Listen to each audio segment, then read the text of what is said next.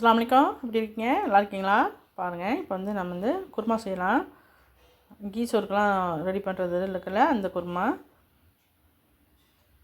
நான் புலாவ் சோறுன்னு சொல்லுவோம். மட்டன் குருமா செஞ்சுருக்கேன். ரொம்ப சூப்பராக வந்திருக்கு. வாங்க எப்படி செய்யலான்னு பார்க்கலாம். முதல் ஆயில் ஊற்றி நான் பல்லாரி வெங்காயம் ஒன்று வெட்டி வச்சுருக்கேன். அதை போட்டிருக்கேன். ஃப்ரை பண்ணியாச்சு. இப்போ வந்து மசாலா போட்டலாம். 1 ஸ்பூன் நான் வந்து மிளகாத்தூள் போட்டிருக்கேன். நான் 1/2 கிலோ மட்டன் கொண்டு செய்கிறேங்க. நீங்கள் கூட குறைச்சா போட்டுக்கிட்டாக்கா அது மட்டன் வாங்கிறத பொறுத்து நீங்கள் போட்டுக்கோங்க. இஞ்சி பூண்டு 1/2 மெசக்கண்டி போட்டிருக்கேன்.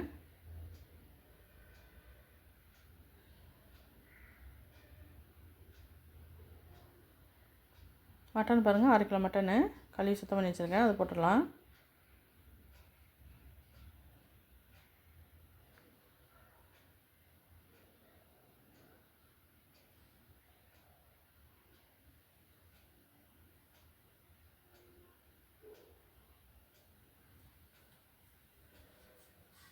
அதை தயிர் ஊற்றிக்கிட்டலாம். ஒரு பாக்கெட் தயிர் ஊற்றிருக்கேன். 10 ரூபா பாக்கெட்டு ஒன்று ஊற்றிருக்கேன். 1/2 கிலோ மட்டனுக்கு 10 ரூபா பாக்கெட்டு கரெக்டாக இருக்கும். ஒரு கிலோ வாங்கினாக்கா நீங்கள் 2 பாக்கெட் ஊற்றிக்கணும். கண்டிப்பாக குருமாவுக்கு வந்து தயிர் ஊற்றணுங்க. ஊற்றினா தான் அது டேஸ்ட்டு கிடைக்கும் நமக்கு. தண்ணியாக தேவையான அளவுக்கு தண்ணியை ஊற்றிடலாம்.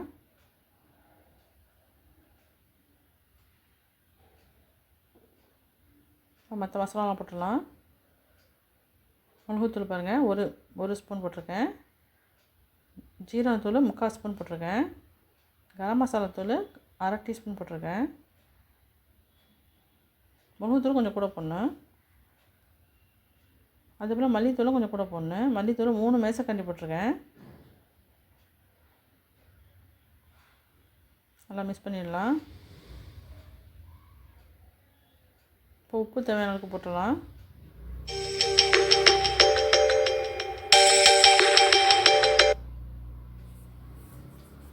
பச்சை மிளகா 2 இருக்குது, உடச்சி போட்டுறேன். தக்காளி பாருங்கள், 2 தக்காளி வச்சுருக்கேன். அதையும் வெட்டி போடலாம்.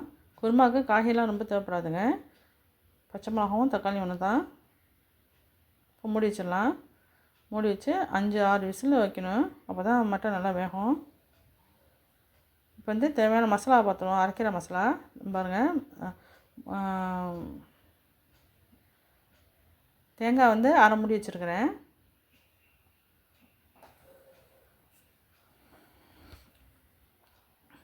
முந்திரி பருப்பு, தேங்காய், பொட்டுக்கடலை வச்சுருக்கேன். அது வந்து அரைச்சிட்டு வந்துடலாம். இப்போ வந்து மட்டன் வெந்துருச்சான்னு பார்ப்போம். செக் பண்ணிக்கணும். இல்லாட்டி கறி வேகாத வந்தால் நல்லா இருக்காது. நல்லா வெந்துருச்சு. வேறு இதில் மாற்றிக்கிட்டலாம்.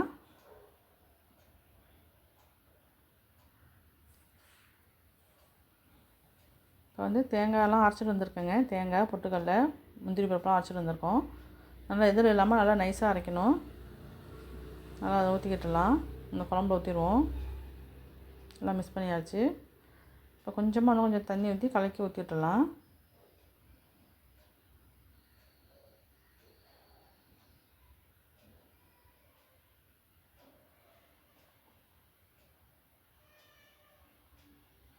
குருமா கொஞ்சம் திக்காக தாங்க நல்லாயிருக்கும்.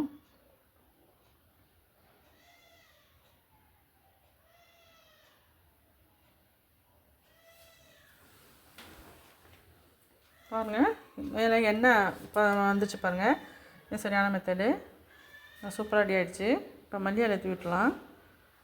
அவ்வளோதாங்க, நம்ம செய்கிற குருமா ரொம்ப சூப்பராக ரெடி ஆகிடுச்சு பாருங்கள். நான் போடுற வீடியோ உங்களுக்கு பிடிச்சிருந்துச்சுன்னா லைக் பண்ணுங்கள், ஷேர் பண்ணுங்கள், சப்ஸ்கிரைப் பண்ணுங்கள். தேங்க்யூ ஃபார் வாட்சிங்.